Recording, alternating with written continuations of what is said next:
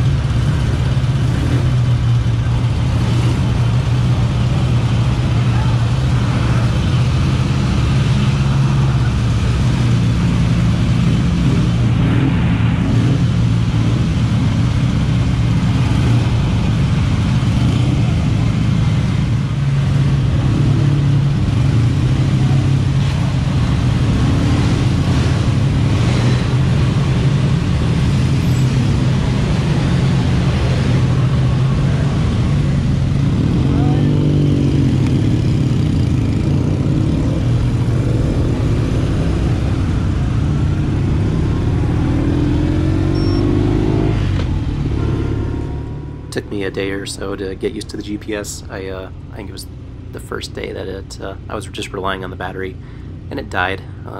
It was I don't remember how far through the day it was, but screwed up my odometer and had to use mental math for the rest of the day to keep track of the mileage for the scroll map. But I learned after that, and then after the first day I just left the thing plugged in the entire time. I had a USB connector hooked up to my bike that I adapted so that I didn't have to worry about relying on the battery anymore.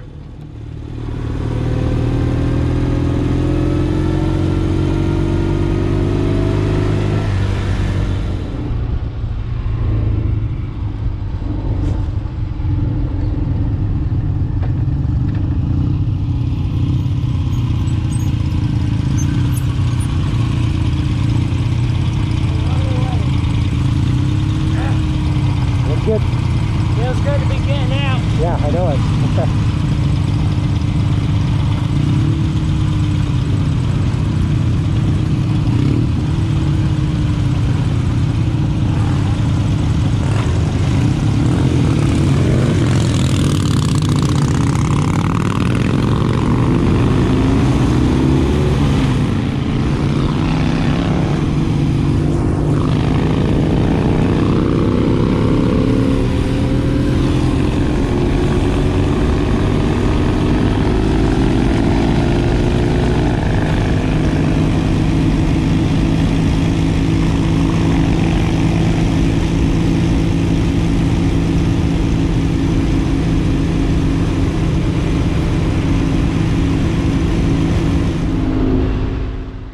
Well, here's my first mistake I made on the chase. Here's my turn. I was supposed to take a right there, and I don't know if I was screwing with my map or daydreaming or what, but I realized it as soon as I passed it that I missed it. But I didn't miss a ton of turns throughout the race thing. I only missed 2 or 3, and had to turn around 3 or 4 or something like that. But It's always embarrassing, you know. Usually I was riding by myself or just one or two of us, but this time there was, I don't know, 3, 4 people behind me that were following me.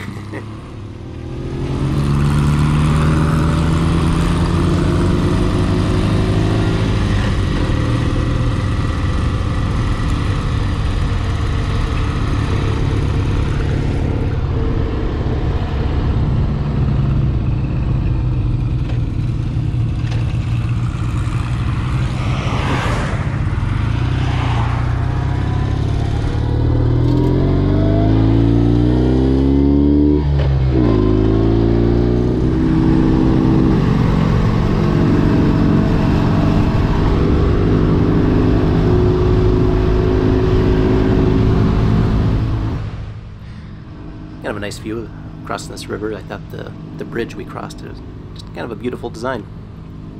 And speaking of beautiful designs, that the bike I'm riding with was a 1948 Vincent Rapide, owned by Jonathan from Colorado. I spent pretty much every day just drooling over that bike. Such a beautiful machine, beautiful engine, makes beautiful sounds, and just of course performance-wise was just a really strong running bike. As far as speed goes, he was one of the few guys that I like to ride with, because my BMW is much more comfortable at higher RPM than it is lower RPM, so we like to keep a little quicker pace. So it was I enjoyed riding with that Vincent.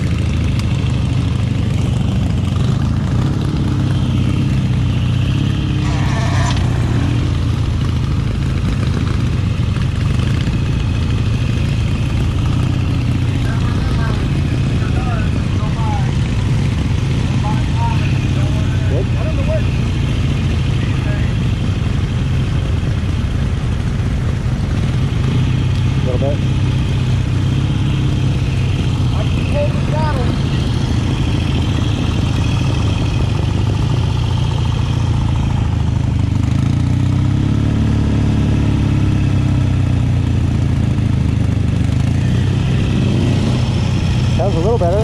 Huh? Sounds a little better. So that was Richard Campbell's Zendap 600. That poor guy had his work cut out for him. Between, like, what did he have? Sticking valves and transmission issues. And then towards the end, I think he had an electrical issue too. But all the issues he was able to fix on the side of the road. So he did a good job keeping his bike on the road. He didn't have to trailer it. Didn't lose any points. Take it easy.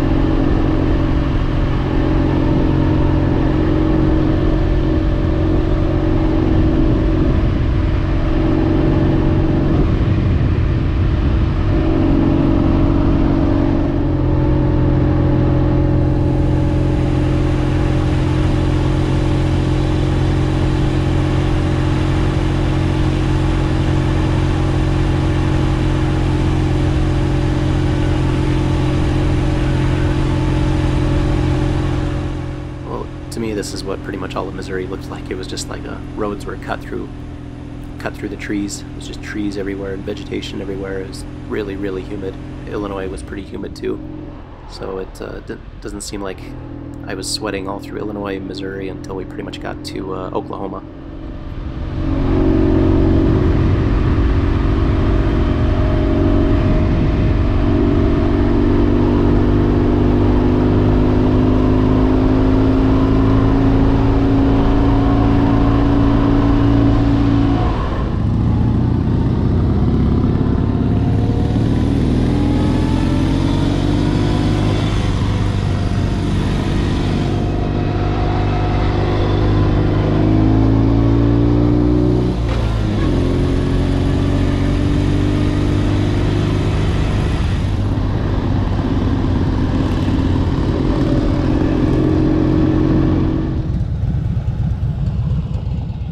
Just a cool old gas station, historical gas station in Missouri. We stopped. This is where I think our quiz was for the day.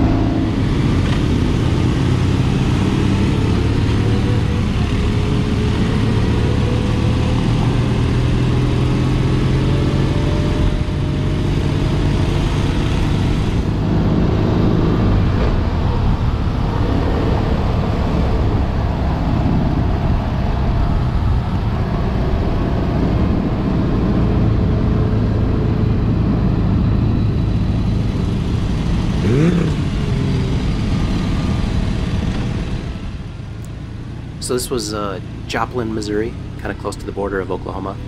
It was a really cool little town. I'd never been to Joplin before. The city was nice enough to kind of block off Main Street for us. And then there was I don't remember the name of the restaurant, but kind of a barbecue joint downtown that hosted us for lunch, it was really good food.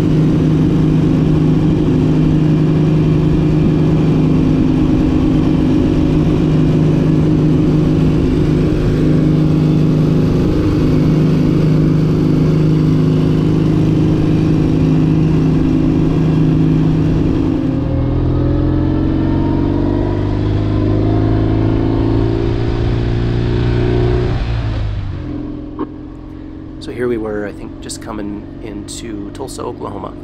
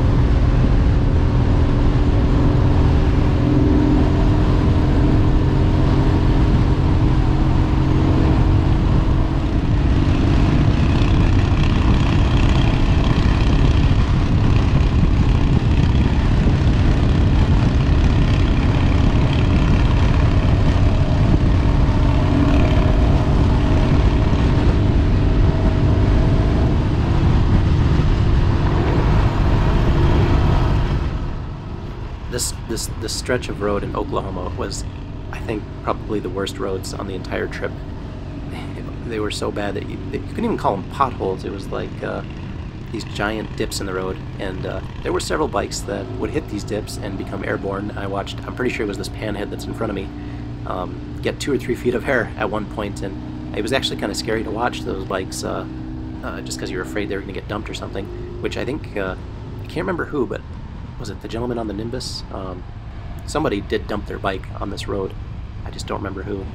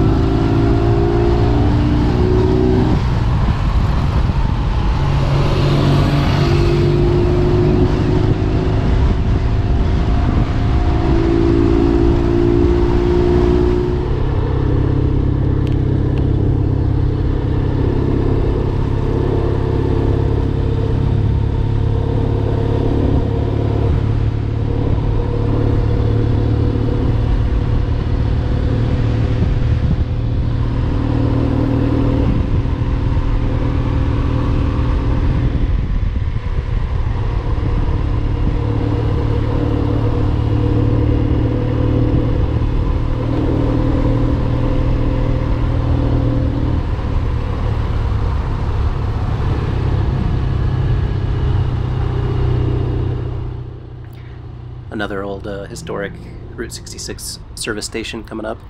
That's kind of cool that this one was at least, kept up, or I don't know if it was being restored or just painted, but at least somebody was paying attention to it. Whereas a lot of these old service stations and stuff we've stopped by were, Route 66 was just so prevalent for such a long time, and a lot of people built their businesses around it, and then when the interstate system really kind of took over, just Route 66, all that business built on it just kind of went the wayside. So you're usually just seeing kind of relics of the past instead of, you know, something like this where they're actually keeping it up and stuff. But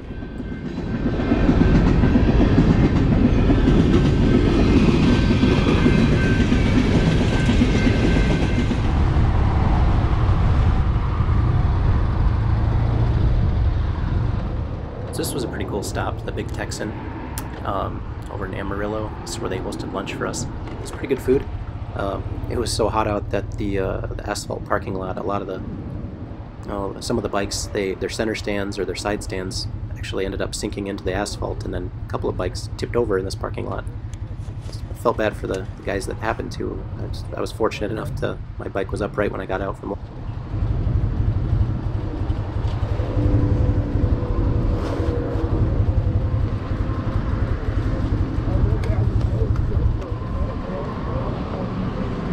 Yeah. Here we are again. Yeah. Beamer, beamer, beamer.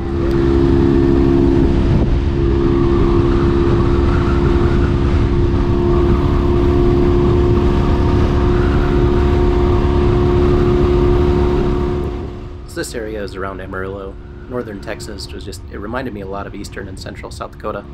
It's just really flat and windy, and temperatures were about the same. Felt like summer temps in South Dakota. And then when you got closer to New Mexico, that's when the landscape really kind of started to change. You can tell you're kind of getting closer to the southwest.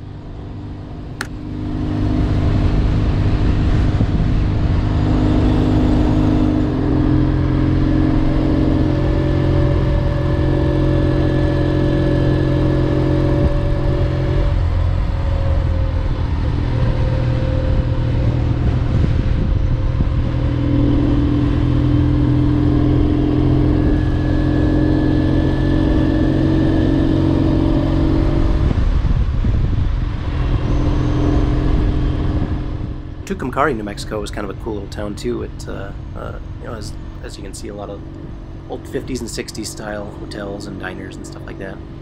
This is actually where we ended for the night and then took off in the morning. It was a local gentleman that just owned a garage in town, and he offered to let us use his garage for whatever we needed. He had a couple lifts in there for oil changes and tune-ups and repairs and stuff like that, and I took him up on it. I went over and changed my oil at his shop. Really nice guy to let us do that.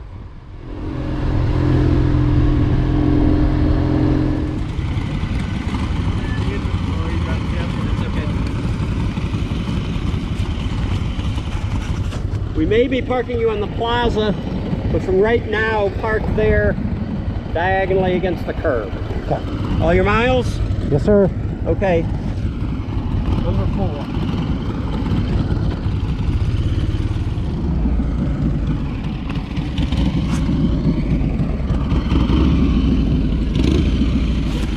You don't happen to have any seat springers, would you? Any what? Seat springs, would you? Oof. Is that a standard thing to put in your bag when you leave? Unfortunately, I do not. But I bet you can improvise something from the hardware store.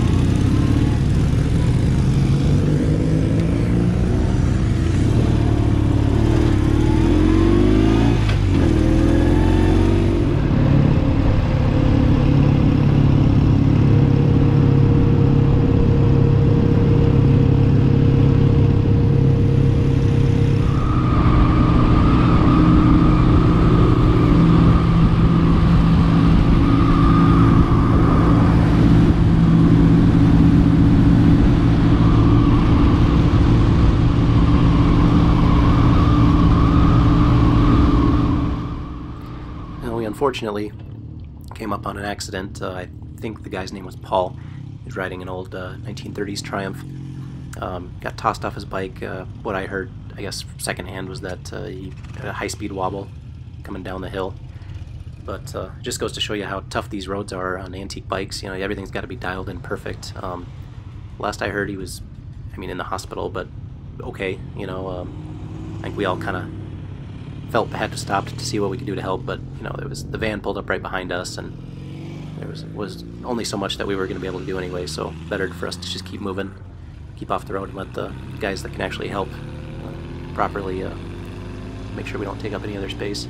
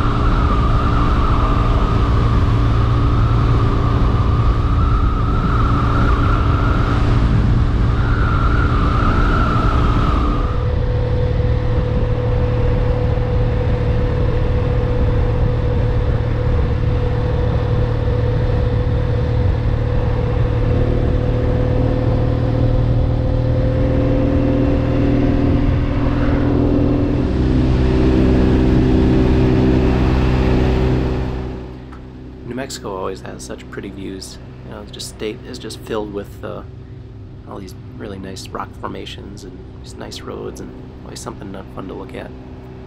And this is over in the northwestern part of the state. Oh yeah, so here's actually pretty much the border between New Mexico and Arizona. Little I don't know, souvenir shop, service station.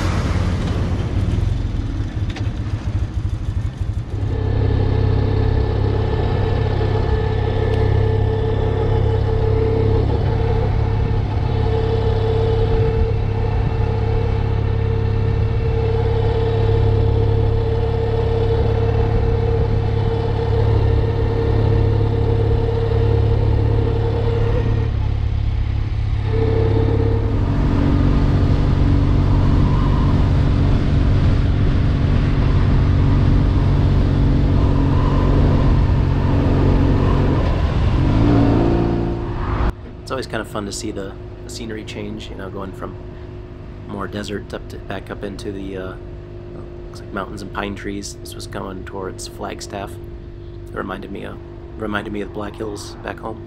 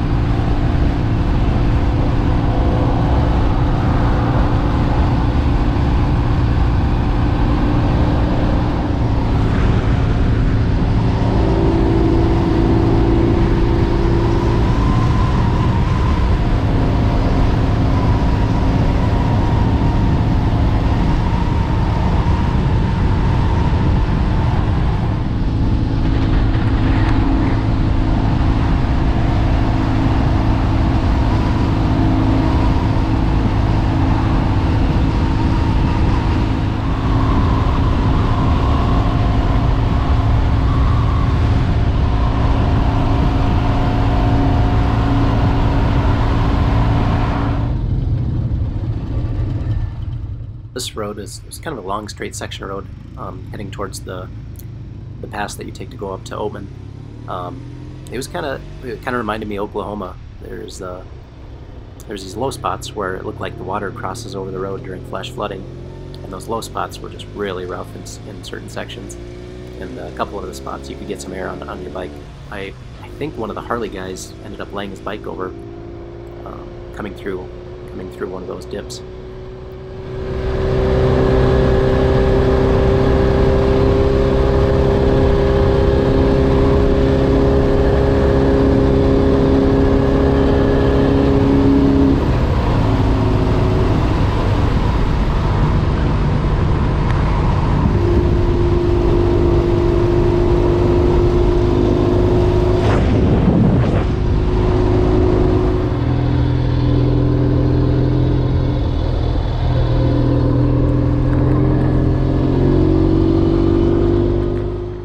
I was so happy to finally hit this Oatman Pass and actually get to be able to push the bike into a corner again. You know, most of the 99% of the cross-country chase were fairly flat roads and straight roads, and I really missed going through corners and actually getting to be able to push the bikes and, well, you know, get to wear out the sides of the tires instead of just the centers.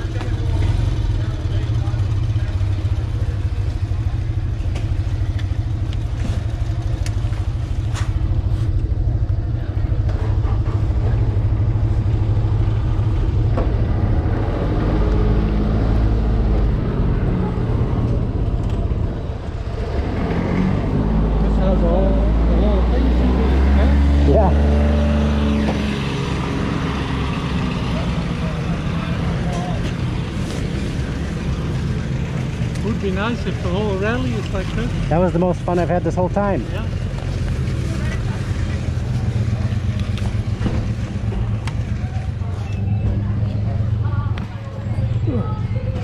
I think he's not happy that we beat him. What? He's not happy that we beat him. He just blew past him right at the last second. I'll go give him some shit.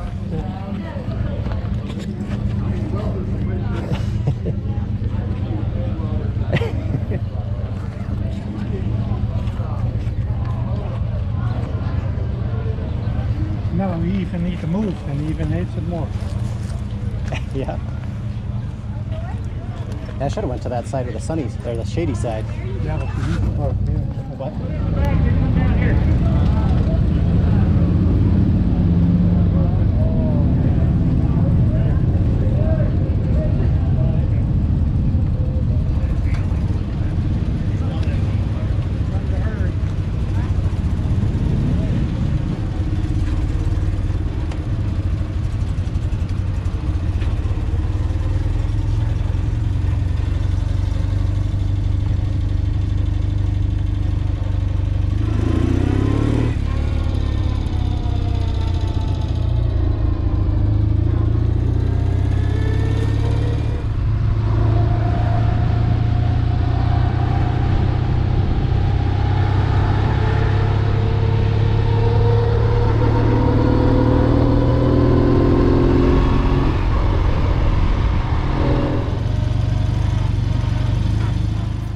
This hotel casino we stayed at was Laughlin, Nevada, just way on the very, very southern tip of Nevada. kind of between the borders of Nevada, California, and Arizona.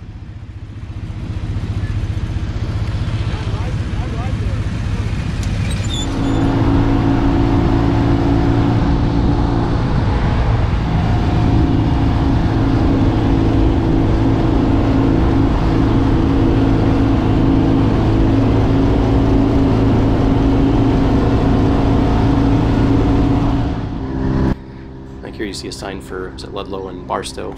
I pulled off at some point and took a picture of a sign for Barstow just to pay homage for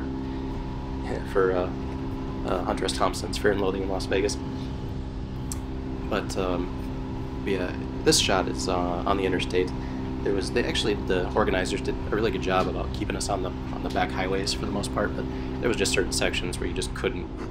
You just had to take the interstate for a bit, which didn't bother me because my bike, I can cruise 70-80 miles an hour no problem.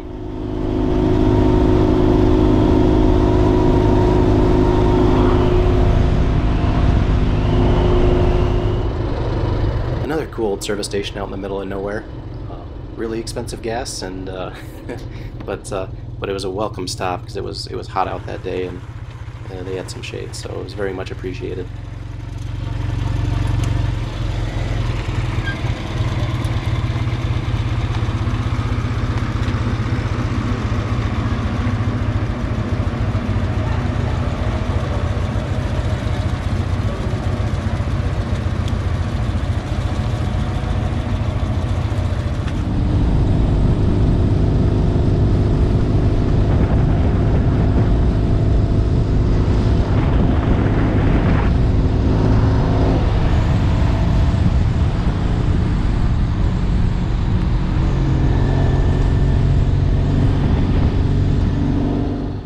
Some of those guys complained about having to go through this section just because they thought it was so boring to ride out here in the desert, and beauty's certainly subjective. I think it's beautiful.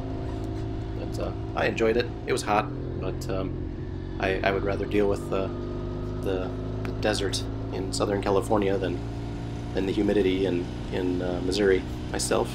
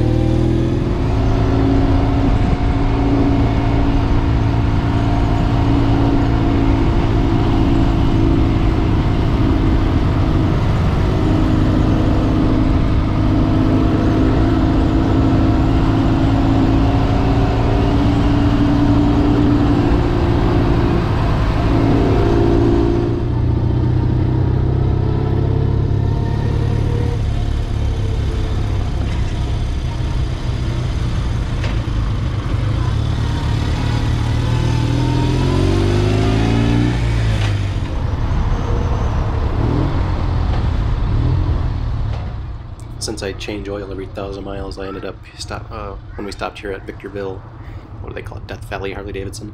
I talked one of the techs into lending me a oil drain pan, and I ended up changing the oil out in the parking lot under a tree.